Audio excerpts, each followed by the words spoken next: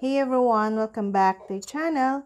Today I'm gonna show you how to change Facebook page name on mobile.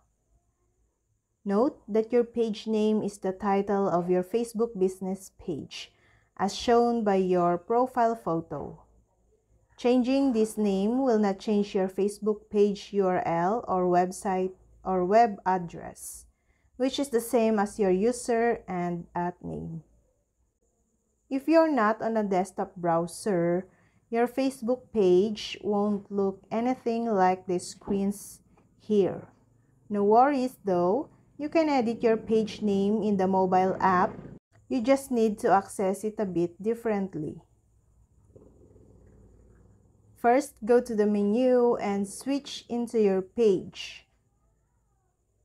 Then, back on the menu page, scroll down to Settings and Privacy and tap on Settings. Scroll down to the page setup, then tap the View button to the right of name. Now, edit your name page name, tap Review Change. If you like it, enter your password and tap Save Changes. Before requesting a name change that may be rejected, I recommended you review the business page name guidelines. Some rules may surprise you.